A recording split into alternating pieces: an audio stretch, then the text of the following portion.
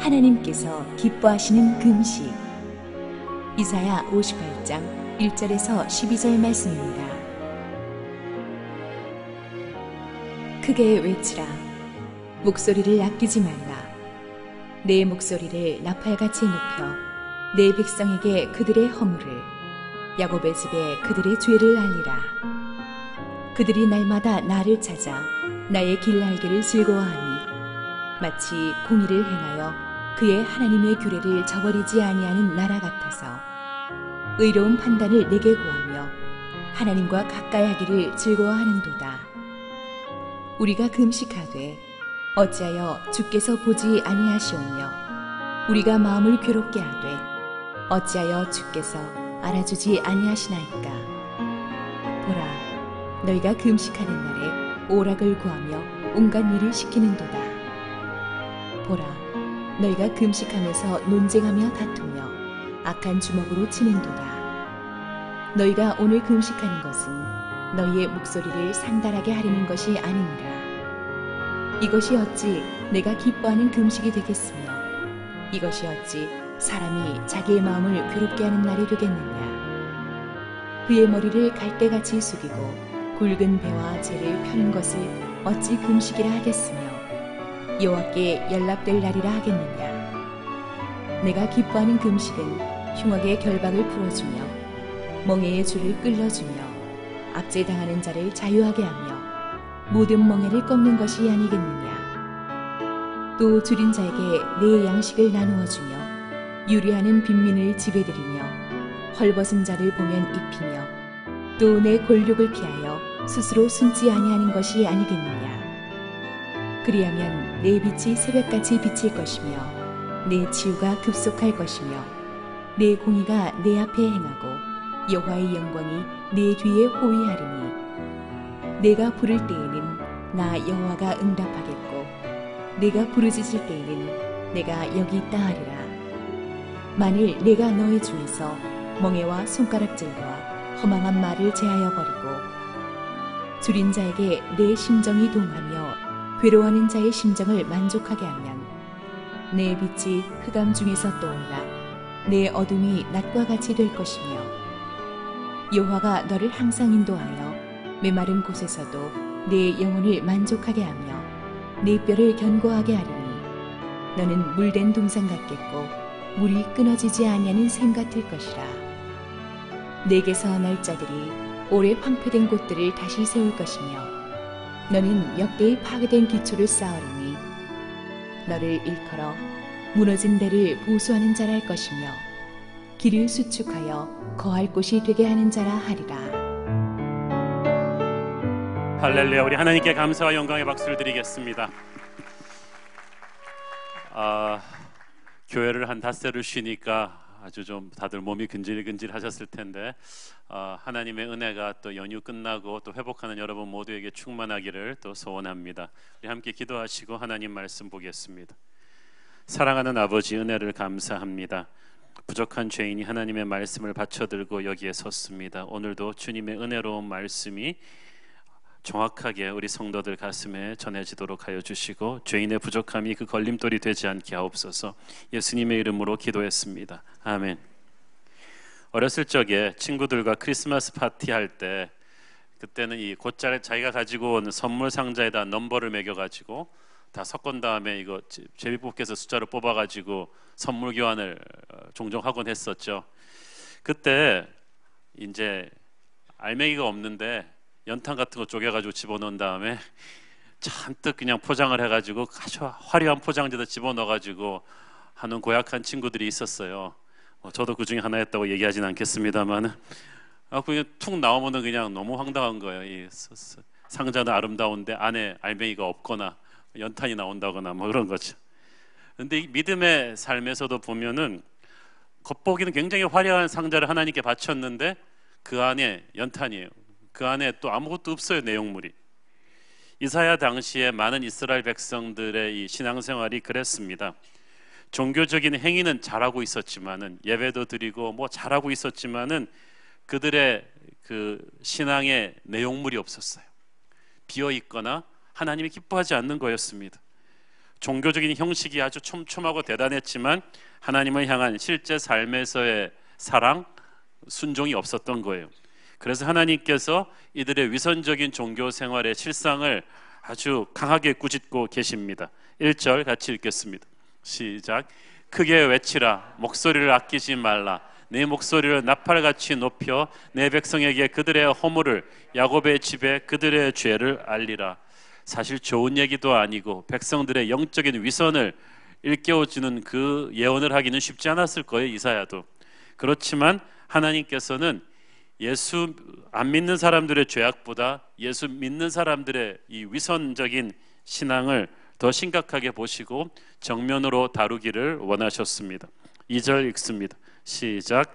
그들이 날마다 나를 찾아 나의 길 알기를 즐거워함이 마치 공의를 행하여 그의 하나님의 규례를 저버리지 아니하는 나라 같아서 의로운 판단을 내게 구하며 하나님과 가까이 하기를 즐거워하는도다. 그들이 날마다 하나님을 찾아 그 길을 알기를 즐거워했다는 말은 그들이 성전 예배에 열심히 참석하고 성경 공부 굉장히 열심히 했다는 뜻입니다. 게다가 하나님이 명령하신 것보다 훨씬 더 많은 횟수를 금식을 했습니다. 이 당시 금식이 왜 중요했냐 하면 그 당시 이 금식은 사람들 사이에서 진짜 신앙이 얼마나 깊은가를 재는 척도였다고 합니다. 그래서 안 그래도 되는데 일주일에 이틀 사흘씩 금식하는 바리새인들이 많았다고 합니다. 왜?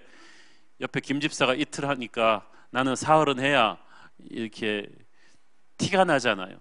그러니까 그 사람들 마음속에는 하나님에게 대한 마음으로 금식하는 게 아니라 어떤 경쟁적인 심리가 더 강하게 발동했습니다. 어떻게든 내가 좀 신앙 좋은 사람으로 보여지고 비춰지고 싶은 마음이었죠. 그렇게 하면서 그들은 의로운 판단을 하나님께 구했다고 했습니다. 그 말은 무슨 말이냐면 하나님 나 좀 봐주세요 그런 거예요. 내가 얼마나 신앙이 좋은지 하나님 좀 보셔야 돼요. 자신이 금식하자면서 기도하니까 하나님께서 자신의 소원을 반드시 들어줘야 한다는 거예요. 이건 마치 땡땡 놀다가 부모 집에 오면 갑자기 그냥 막 공부하는 척하면서 엄마 나 좀 보라고, 공부하고 있으니까 보라고. 나중에 가짜인 게 들통나는 게 시험 성적이 안 나와. 부모 볼 때만 공부를 했으니까. 많은 사람들이 이렇게 금식한 거예요. 하나님 나 금식하는 것 좀 보라고, 그거 좀 보시라고. 이 정도면 나 괜찮은 신앙인 아니냐고 하나님한테 막 압박한 거예요. 하나님 압박용 카드예요 금식이. 사실 이 금식도 하고 예배도 열심히 다니고 교회 봉사활동도 하고 헌금도 잘 내는 이들의 신앙생활을 겉으로만 보면 대단히 사람들이 감탄하죠. 요즘 어느 교회 갔다 와도 A급 재직입니다. 그러나 이스라엘 백성들은 알지 못했습니다. 하나님의 채점 기준은 그들이 생각하는 것과 전혀 달랐던 것을. 채점관의 기준을 모르고 공부하면은 백날 해봤자 헛수고예요.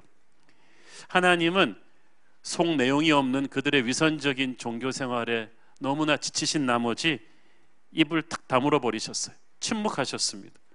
사람끼리도 너무 대화가 안 될 것 같으면 침묵하잖아요. 하나님이 침묵하셨어요.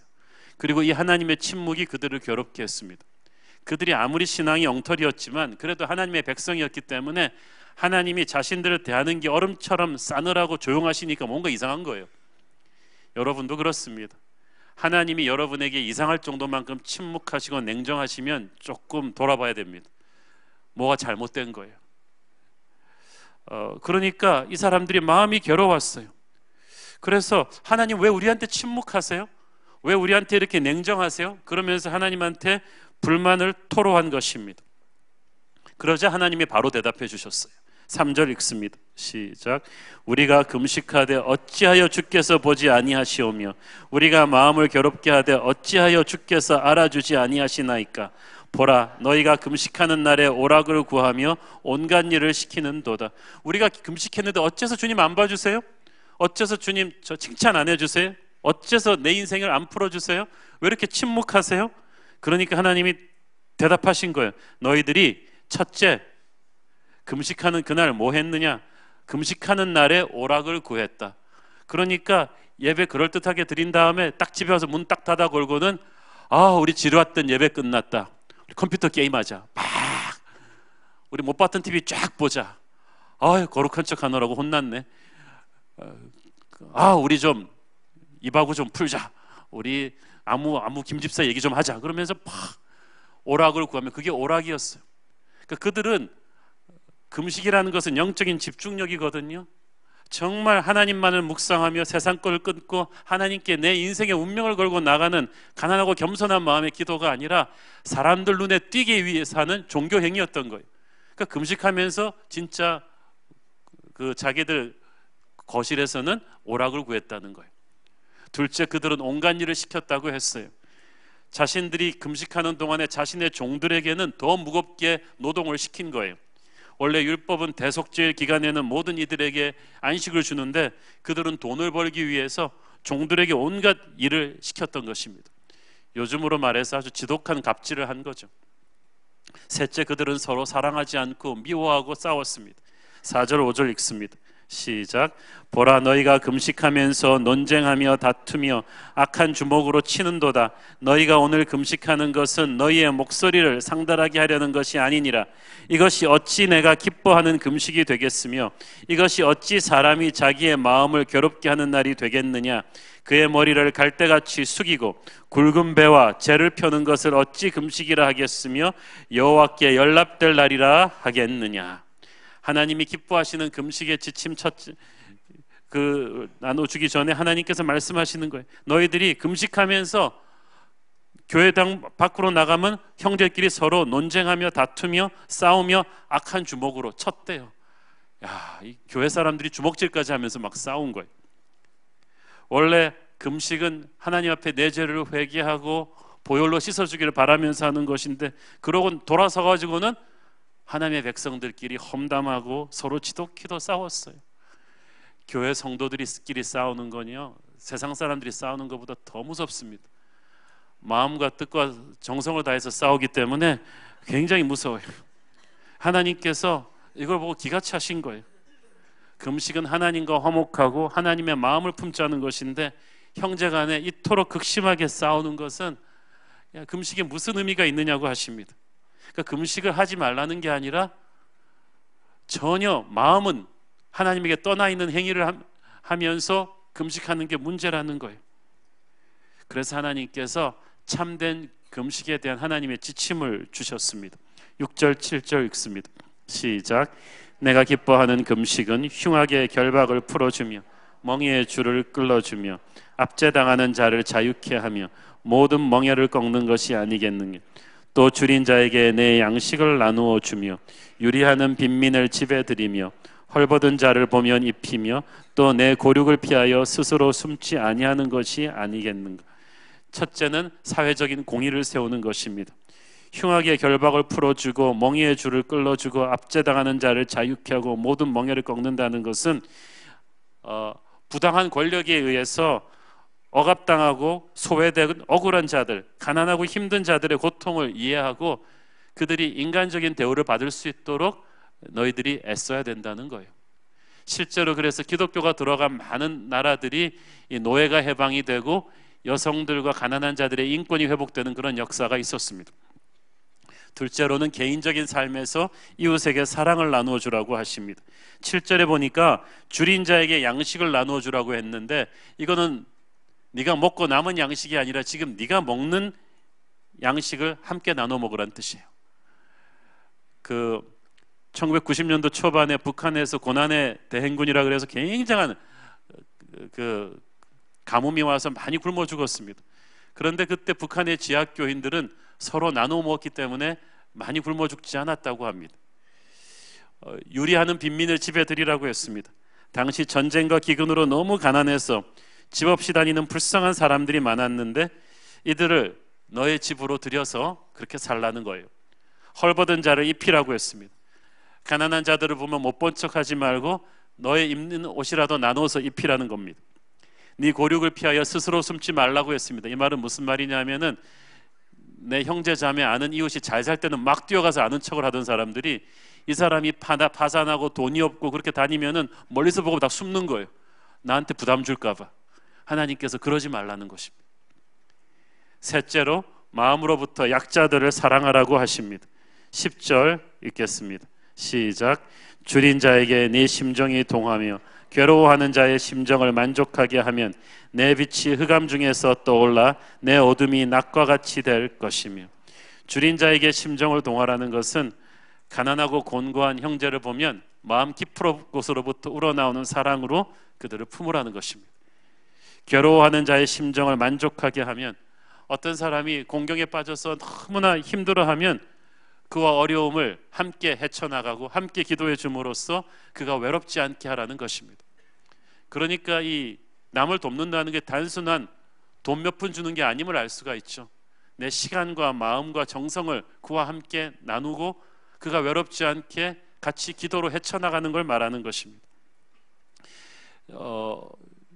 저는 이렇게 주일날 교회에서 걸어다닐 때 아주 천천히 걸어다니려고 노력을 합니다. 천천히 걸어다녀야 성도들이 저한테 올 수 있기 때문이죠. 그러면은 정말 가슴 아픈 스토리들을 가지고 기도 부탁해 오는 분들이 참 많습니다. 믿었던 사람에게 회사 격리를 맡겼는데 이 사람이 배신을 해가지고 회사가 큰 경영 위기에 처한 거예요.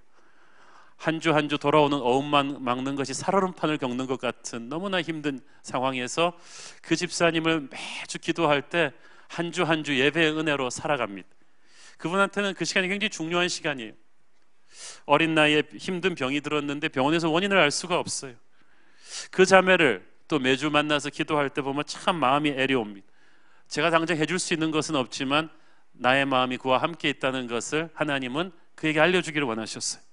오늘 우리가 부른 찬양처럼 아버지, 당신의 마음이 있는 곳에 나의 마음이 있기를 원합니다. 아버지의 마음은 항상 힘들고 가난하고 소외된 자들에게 가 있습니다. 여러분이 아버지의 마음과 함께해서 하늘의 복을 받고 싶으면 그들에게 여러분의 시간과 마음을 주기를 바랍니다. 넷째로, 다른 사람들을 아프게 하는 일들을 즉시 중단하라고 하십니다. 9절에 보니까 너희 중에서 멍에를 제하여 버리라 그랬어요. 멍에를 지우는 일은 자기를 살리기 위해서 남에게 부당한 손해를 끼치는 일이에요. 그거 딱 중단하라는 거예요. 손가락질하는 일을 하지 말라. 다른 형제 자매들을 안 보는 데서 멸시하고 그 사람에 대해서 험담하고 무시하지 말라는 거예요. 허망한 말을 하지 말라고 하셨어요. 허망한 말을 영어 성경에 보니까 malicious talk, 독한 말을 하지 말라 그랬어요. 형제를 중상하기 위해서 악한 말, 없는 말, 거짓된 말을 하지 말라 그랬어요. 하나님께서 몇 번이나 신구약 성경에서 교회 공동체 안에서 악하고 거짓된 말을 형제 뒤에서 하는 것을 경고하셨습니다. 결코 가만두지 않겠다고 하셨습니다. 이거를 그치라는 거예요. 하나님의 백성이라고 하면서 다른 형제들을 이렇게 악하게 대하고 그들을 뒤에서 악한 가십을 퍼뜨리는 것을 하나님은 결코 묵고하지 않으십니다. 여러분은 이런 삶이, 이런 것들을 여러분 삶에서 당장 제거하기를 바랍니다. 하나님께서는 몸은 교회에 와서 종교적인 행위를 하고 있지만 마음은 온통 세상에 가 있는 위선적인 신앙을 싫어하십니다. 그 증거가 약한 자들을 돕지 않고 오히려 착취하고 형제들끼리 싸우고 사랑하지 않는 것입니다. 그렇게 하면서 금식한다면 가장 고결한 행위인 금식도 가장 가증스러운 행위가 될 수 있는 거예요. 하나님께서는 우리의 삶이 하나님의 사랑을 실천하는 그런 것이 되기를 원하십니다. 그때 우리에게 진짜 축복이 임하는 거예요. 하나님께서는 그래서 오늘날 한국교회가 다시 회복해야 될 영성으로 이웃사랑을 실천하는 것을 회복하기를 원하십니다. 교회는 그리스도의 향기입니다. 향기는 나쁜 냄새를 비판하지 않고 자기가 대안이 됩니다. 오늘날 크리스찬이라고 하면서 너무 비판의식이 강한 사람만 많아요. 말만 그냥 온 세계를 살려요. 그게 아니고 우리는 비판하지 말고 자기가 대안이 돼야 돼요. 의사가 왜 이렇게 환자가 많냐고 불평하면 안 돼요. 그러니까 의사가 존재하는 거예요. 왜 세상이 이렇게 썩었느냐고 우리가 불평하면 안 돼요. 그래서 우리가 빛과 소금인 것입니다. 복도에 쓰레기가 놓여 있는데 이 쓰레기 누가 놨냐고 청문회 하면 안 돼요. 본 사람이 가서 그냥 치우면 되는 거예요. 하나님은 우리가 세상을 비판하는 것이 아니라 이 세상의 썩음에 대한 대안이 되기를 원하셨습니다. 한국교회가 초창기 그렇게 시작했습니다. 한국교회 초창기는 굉장히 따뜻했다고 교회사는 적고 있습니다. 초창기 선교사님들이 병원을 세웠을 때 대부분의 병원이 상류층 지역이 아니라 주로 헐벗고 굶주린 가난한 사람들을 위한 병원으로 많이 세워졌습니다. 한국 선교사님들이 처음 그 성경을 번역하는 언어로 양반층이 보는 한자가 아닌 민중이 볼 수 있는 한글을 선택한 것은 기가 막힌 선택입니다. 아마 세종대왕이 한글은 발명하셨지만은 기독교가 아니었다면 한글은 땅에 묻혀버렸을 거예요. 지식층들, 양반들이 의도적으로 무시한 그 글을 성경을 통해서 사람들에게 퍼뜨린 거예요. 한글을 통해서 사람들이 글을 깨우치고 문명에서 벗어나서 자기의 인권을 찾기 시작했습니다. 짐승처럼 천대받던 백성들을 처음으로 인격체로 대해서 장로까지 만든 게 한국교회입니다. 예수를 믿는 남자들이 처음 세례를 받을 때 한국교회 세례 교육에는 단순한 교리 문답만 있었던 게 아니에요. 삶에서 실천이 있었어요. 그래서 세례받기 전에 술 끊고 노름 끊고 기생집 출입 끊고 처첩 두는 거 딱 정리하고 나서 세례받기 했어요. 우리 LCS 입학 기준보다 훨씬 까다로웠어요. 그래서 진짜 그 당시 세문안교회나 이런 데 그 세례 기록을 보면요, 1년, 2년, 3년씩 떨어져서 세례받는 사람이 많았습니다. 우리가 과연 그 정도 삶의 실천을 강조하면서 신앙을 지킬 수가 있는가? 오늘날 우리는 얼마나 타락했는가를 볼 수가 있죠. 또 그 당시는 한국의 여성들이 이름이 없었습니다. 그래가지고 결혼만 하면은 무슨 아무댁, 또 애를 낳으면은 개똥이 엄마 이렇게 됐지 이름이 없었는데, 교회에 와서 한국의 여성들에게 세례명이 주어지고 이름이 주어지고 글을 가르치기 시작했어요. 그래서 인격체로 대우받기 시작한 거예요. 여자아이들에게 공부를 안 시키고 천대하던 그 시대에 길에 버려진 6살짜리 목욕도 못하고 병든 그 여자아이 한두 명을 모아다가 성경 공부를 가르치고 목욕을 시키고 글을 가르친 게 바로 이화여대의 전신인 이화학당입니다. 그렇게 한국의 여성들은 기독교를 통해서 살아나기 시작했어요. 이 초기 한국 교회의 그 기록을 보면 성도들이 얼마나 가난했던지 이 선교사님들과 목사님들이 겨울 동안에 주로 한 일은 교인들이 얼어 죽은 시신을 수습해 주거나 염을 해 주거나 아니면 얼어 죽고 굶어 죽지 않도록 성미를 모아서 구제하는 일이었다고 합니다. 그 성미 제도가 88 올림픽을 기점으로 한국 교회의 그 한국 땅에서 보릿고개가 공식적으로 사라질 때까지 계속되었습니다. 돈이 있어서 힘이 있어서 하는 것이 아닙니다. 하나님의 마음을 품었기 때문에 하는 것이 바로 이웃사랑인 줄로 믿습니다. 19세기 스코틀랜드에 로버트 레이커스라는 아주 가난한 인쇄공이 있었는데, 이 사람이 하나님을 믿고 나서 하나님의 마음을 품기 시작했어요. 자기 동네를 보니까 이 공장에서 어린이들이 노동을 하는데, 그 당시는 5살, 6살짜리 꼬마들도 다 가서 일을 했거든요. 하루에 12시간씩 일을 하는데 아동 노동보호법도 없고, 그러니까 살인적으로 일을 하면서 가난한 집 애들이 병들어 죽고 굶어 죽고 하는 애들이 많았어요. 근데 그 아이들이 유일하게 쉬는 날이 주일날입니다. 그래서 이 레이커스라는 인쇄공이 자기 동네에 큰 빈 부엌을 하나 빌려가지고 이 아이들에게 성경을 가르쳤어요. 근데 성경을 가르치다 보니까 이 아이들이 너무나 못 먹고 병든 애들이 많은 거예요. 목욕도 한 번도 안 해보고, 그리고 글을 못 읽어요. 그래서 알파벳부터 다시 가르치고, 얼굴과 손 씻고 머리 빗고 옷과 신발 다려 입는 것부터 가르치기 시작했습니다. 너희들이 고귀한 인격체라는 것을 알려주기 시작했습니다. 알파벳 띄고 나서 바로 성경 읽기를 가르쳤습니다. 이 소식이 영국 국왕에게 알려졌고 많은 영국 상류층 귀부인들에게 알려지면서 맨날 화려한 파티만 하던 영국 상류층 부인들이 자원봉사를 해서 이 아이들을 위한 무료 주일학교를 시작합니다. 이 레이커스라는 이 한 인쇄공의 헌신이 얼마나 많은 변화를 그 영국의 아이들에게 가져왔는지 우리는 상상을 할 수가 없습니다. 하나님께서는 돈 있는 자, 힘 있는 자를 쓰시는 것이 아니라 돈 없고 힘 없어도 아버지의 마음을 품고 그 사랑을 실천하려는 한 사람을 사용하실 줄로 믿습니다. 그것이 저와 여러분이 되기를 바랍니다. 초대교회 사도행전을 보면 선교하기 전에 구제가 있었습니다. 누가 시켜서 한 게 아닙니다. 베드로와 요한이 우리 이번 주일부터 구제합시다라고 선포하고 한 게 아니고, 성령을 받고 나니까 갑자기 형제가 도시락 못 사고 오는 게 보이는 거예요. 이 형제가 옷 안 입고 오는 게 보이는 거예요. 그래서 내 도시락 나눠 먹고 내 옷 나눠 입고 이러면서 구제가 시작된 것입니다.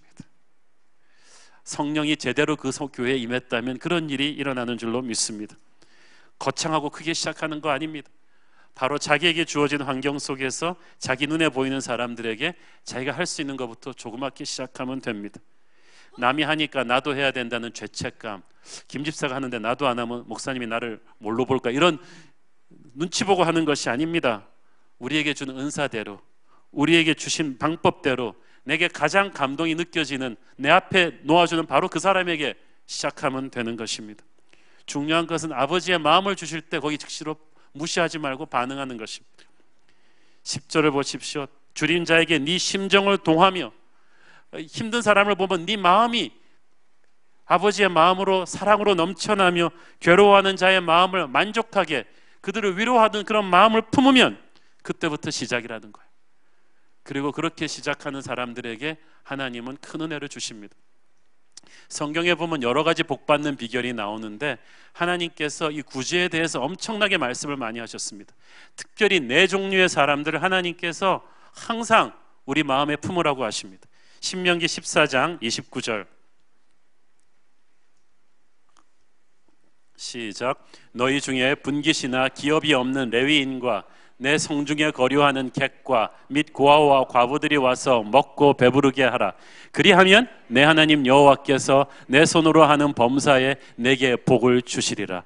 이 말이 신명기에만 11번 나오는데 신명기는 언제 준 말씀이냐 하면 이스라엘 사람들이 광야에서 자기들도 떠돌이 생활할 때 주신 말씀이에요. 이스라엘 사람들이 자기 코가 석자일 때 구제에 대해서 미리 하나님이 알려주신 거예요. 여러분, 가난할 때 구제 못하면요, 여러분이 부자가 돼도 절대 남한테 안 나눠줍니다. 지금부터 시작해야 됩니다. 레위인, 교육자, 선교사들을 말하죠. 객은 우리 안에 와 있는 그 나그네 같은 분들, 탈북자, 외국인 노동자 이런 분들이죠. 고아와 과부는 뭐 우리도 잘 알고 있습니다. 이 네 사람을 성경에서 분명히 말해요. 구약 성경에서 11번이나 신명기에 보면 이 사람들을 마음에 품고 너희들이 항상 도우면 내가 너에게 복을 줄 것이다. 근데 또 그 반대의 말도 많이 나오는데 만약에 이들이 힘이 약하다고 해서 무시하거나 천대하면 내가 너를 저주할 것이다 그래요. 어떤 말씀에서는 죽일 것이다라는 말도 나와요. 그러니까 여러분, 죽고 싶지 않으면, 저주받고 싶지 않으면 하나님이 아끼는 사람들을 아껴야 합니다. 그들이 우리보다 힘이 없어 보인다고 해서 그들을 홀대하면 안 돼요. 이 말씀에 근거해서 저희 교회는 초창기부터 매년 추수감사절 헌금을 시드머니로 해서 러브 미니스트리를 펀드를 시작했습니다. 국내의 미자립 교회 목사님들과 선교사님들과 선교단체들과 그리고 교회 안팎에 가난하고 힘들고 병든 분들을 돕는 일을 해왔습니다. 여러분 그 주보에 보시면은 이 러브 미니스트리 사역에 대한 자세한 이 소개가 이제 안에 나와 있는데 올해부터는 금전적으로만 돕는 것이 아니라 실제로 우리 성도들 중에서 하나님이 마음이 주시는 분들이 같이 가서 몸으로 섬기는 일을 적극적으로 실천해 보려고 합니다. 여러분들이 기도하시고 하나님 마음 주시는 대로 이 러브 미니스트리 사역에 많이 동참해 주셨으면 좋겠습니다. 자기 마음에 감동 주는 대로 하십시오. 제게는 항상 하나님께서 이 작은 교회 목사님들에 대한 마음을 많이 주십니다. 개척교회를 시작하면서 또 기도원을 많이 다니면서 그 수많은 이 개척교회 목사님들을 만나면서 그 마음이 더 뜨거워졌어요. 한국 교회 80%가 미자립 교회입니다.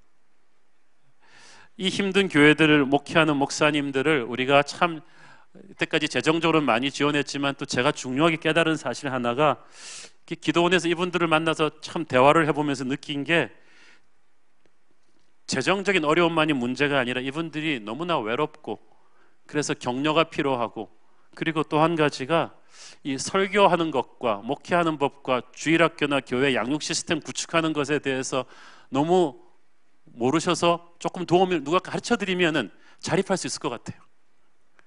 그래서 이때까지는 재정적인 후원만 조금씩 했는데 조금만 우리가 이 목회를 인프라를 깔아드리고 도와드린다면은 자립할 수 있는 교회가 되겠다는 생각에서 올해부터는 러브 미니스트리 한 부분이 SMP 프로그램을 통해서 미자립 교회 중에 가능성 있는 교회들이 1년 안에 자립할 수 있도록 도와주는 그런 이 총체적 목회 지원 프로그램도 이제 시작하고자 합니다.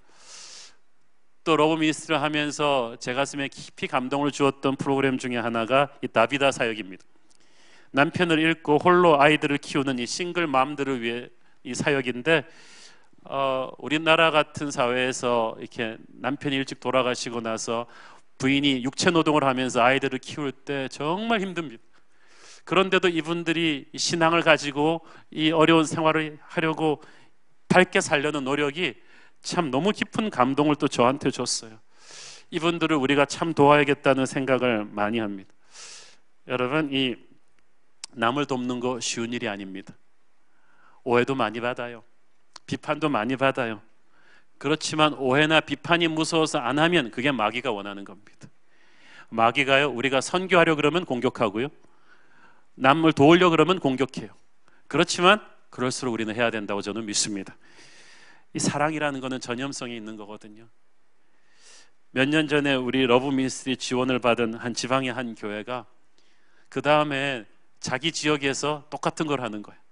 조금 교회가 크고 나서 자기보다 더 어려운 교회들을 돕는 걸 보고 제가 너무 감동받았어요.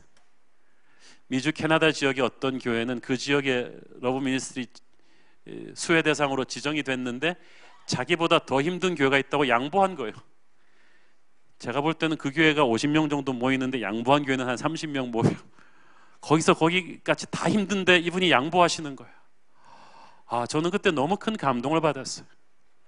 이거는 우월한 자 입장에서 동정하는 게 아니라 같은 믿음의 형제 자매가 나누는 감동이구나라는 것을 그때 느꼈습니다. 그분들의 자존심을 존중해 주면서 저는 아버지의 마음을 품고 하는 이 러브 미니스트리 사역을 같이 동참하는 한국 교회가 좀 더 많아졌으면 좋겠다고 생각합니다. 여러분들이 많이 기도해 주십시오. 우리가 위선의 거품을 걷어내고 하나님의 말씀대로 이웃 사랑을 우리의 삶에서 실천하기 시작할 때 하나님께서는 그 참된 금식을 하는 자에게 놀라운 축복을 약속하십니다. 8절 함께 읽습니다. 시작. 그리하면 내 빛이 새벽같이 비출 것이며 내 치유가 급속할 것이며 내 공의가 내 앞에 행하고 여호와의 영광이 내 뒤에 호위하리. 첫째로 너의 빛이 새벽같이 비출 것이며, 한마디로 말해서 너의 어두움이 끝나고 새로운 시대가 열릴 것이다. 여러분, 인생에서 그럴 때 있잖아요. 열심히 하는데 뭐가 안 뚫리는 거, 뭐 좀 브레이크를 해야 되는데 이 계속해서 꼬이고 안 풀리고 해서 길이 안 보이던 인생에 새벽이 온다는 거예요. 기적 같은 돌파구가 열리는데 어떻게 되었는지 설명할 수가 없는데 어느 순간에 뻥 뚫린다는 거예요. 왜? 네가 이웃을 사랑했기 때문에.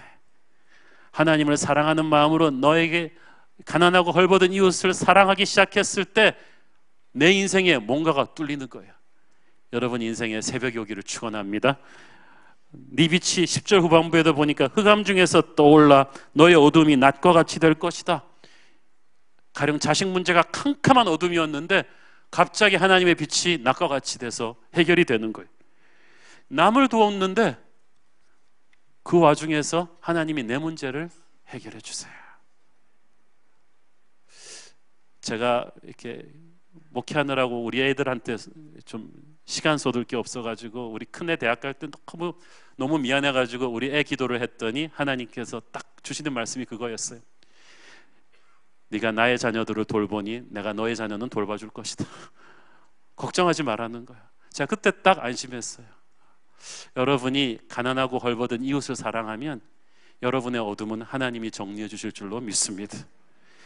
이스라엘 사람들이 광야 생활하는 신명기에서 이 가난한 이웃을 돌보는 말씀을 받았어요. 그렇게 실천한 사람은 다 복을 받았어요. 내가 남 도울 겨를이 어디 있어요? 내 코가 석자인데. 그때 이웃을 도와야 돼요. 그때 레위인과 객과 고아와 과부를 가슴에 품고 도우면 여러분의 현실에 절망한 하나님이 몰아내 주실 줄로 믿습니다. 하나님은 신실하세요. 제가 결혼하고 보니까 우리 아내가 이쪽으로 굉장히 마음이 많이 열려 있어가지고 제가 아는 모든 데는 다 돕고 있었어요. 월드비전, 어린이 재단, 선교사님들, 캠퍼스 사역자들 너무 지금까지도 그렇습니다. 제 용돈은 잘 안 주면서 그분들한테는 굉장히 크게 써요. 저는 그걸 보면서 참 은혜를 많이 받습니다. 내가 목사지만 그렇게 못하는데, 그런데 힘들던 시절부터 그렇게 하니까 하나님께서 너무나 많은 우리 자신의 문제는 해결해 주는 것을 느꼈어요. 하나님은 우리에게 빚을 지지 않으십니다. 여러분 걱정하지 말고 힘들 때부터 이웃을 돌보십시오. 하나님의 축복이 여러분에게 새벽을 열어줄 것입니다. 둘째, 네 치유가 급속할 것이다. 그 말은 무슨 말이에요? 네가 아팠다는 거예요. 몸이 아프고 마음이 아팠는데 네가 오히려 이웃을 사랑하기 시작하면 너의 병은 내가 고쳐준다. 할렐루야. 오늘 몸의 병과 마음의 병의 치유를 원하는 분이 있습니까? 성경의 비결대로 가서 이웃을 사랑하십시오. 하나님께서 급속하게 치유하겠다고 하십니다. 셋째, 하나님이 너의 앞을 열어주고 뒤를 호위해 주겠다. 인생에서 가장 골치 아픈 게 앞일이 안 뚫리는 거고, 두 번째는 앞일이 뚫렸는데 뒤가 불안한 거예요. 근데 하나님께서 너의 공의가 네 앞에서 행하게, 네가 하나님의 말씀대로 이웃을 사랑한 그 삶을 가지고 하나님이 네 앞길을 뚫어줄 것이고, 너의 뒤는 내가 보호해 주겠다. 성공을 해도 뒤탈이 없을 것이다. 불의의 기습으로부터 안전할 것이다. 하늘의 축복이 너에게 부어줄 것이다. 할렐루야.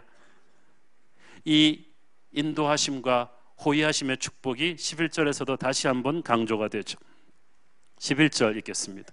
시작. 여호와가 너를 항상 인도하여 메마른 곳에서도 네 영혼을 만족하게 하며 내 뼈를 견고하게 하리니 너는 물된 동산 같겠고 물이 끊어지지 아니하는 샘 같을 것이라.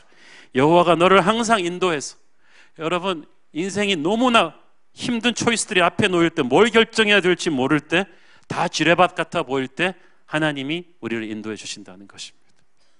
하나님이 우리를 기쁘게 생각하시면 우리가 도저히 결정할 수 없을 때 결정해 주십니다. 사람 소리들이 너무 많아서 어디로 가야 될지 모를 때 하나님이 인도해 주십니다.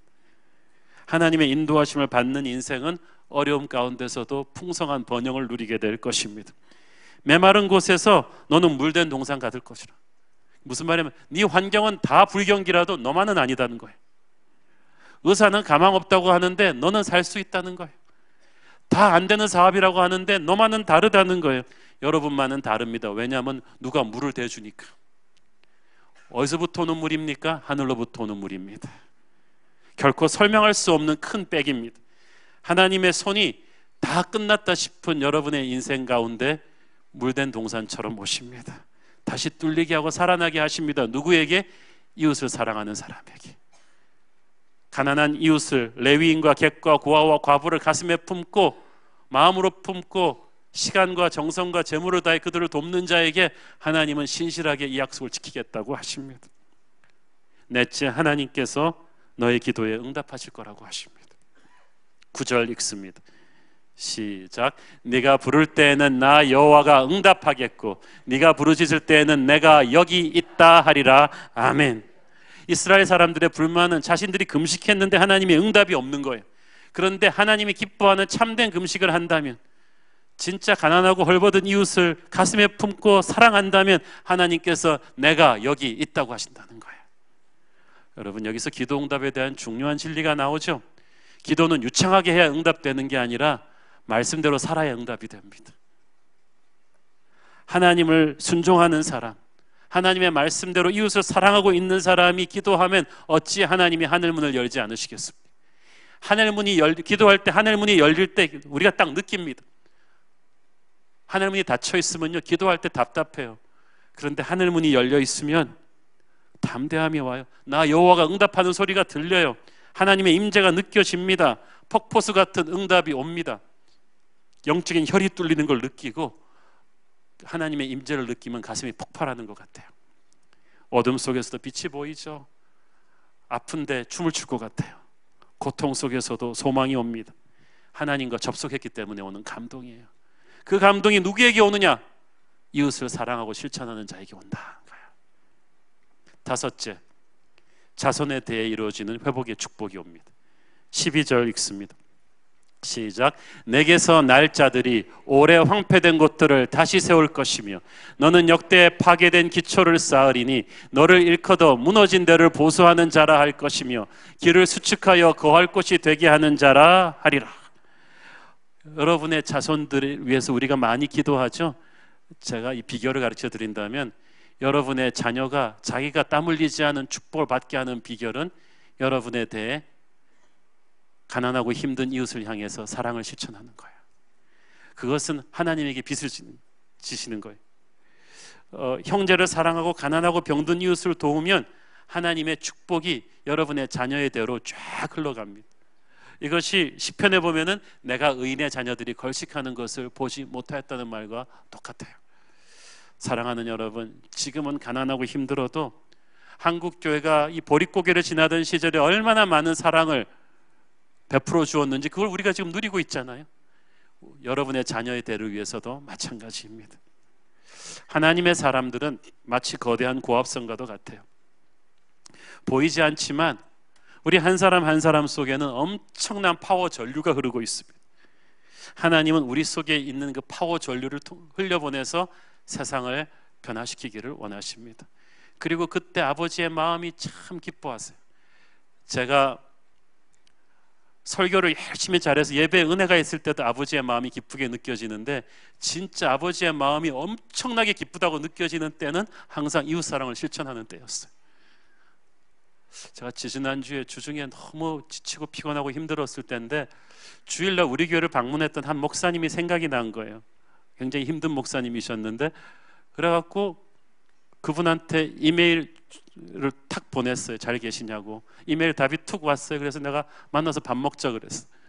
이분이 놀란 거예요. 바쁘시지 않냐고. 안 바쁘다고. 밥을 먹었어요. 2시간, 3시간을 밥을 먹었어요. 얘기 다 들어드리고 위로해드리고 딱 헤어지는데 그분이 하시는 말씀이, 자기가 이제 다음 사역지를 찾아서 고민할 때 한옥 목사님 교회 와서 예배드리고 이제 가면서 기도라도 좀 받았으면 좋겠다고 했는데, 이렇게 밥을 먹고 3시간씩 자기 얘기를 들어줄 줄 몰랐다는 거예요. 그러면서 하나님이 목사님 통해서 자기한테 너가 외롭지 않다고 말해주신 것 같다는 거예요. 제가 그 얘기를 듣는 순간 전류가 쫙 흘렀어요. 그리고 아버지의 음성을 들었어요. 홍아, 네가 저 목사님이랑 밥 먹어줘서 내가 너무 고맙다. 내가 너무 좋다. 그래서 머리를 슥슥슥 숨어주시듯 쓰다듬어 주시는 걸 느끼는 거예요. 제가 그때 하나님께 서원했어요. 하나님, 제가 앞으로 유명한 목사는 못 만나도 유명한 사람들이랑 약속은 캔슬해도 내게 오는 저런 분들의 약속은 하나도 캔슬하지 않겠습니다. 내가 반드시 아버지의 위로가 되어주겠습니다.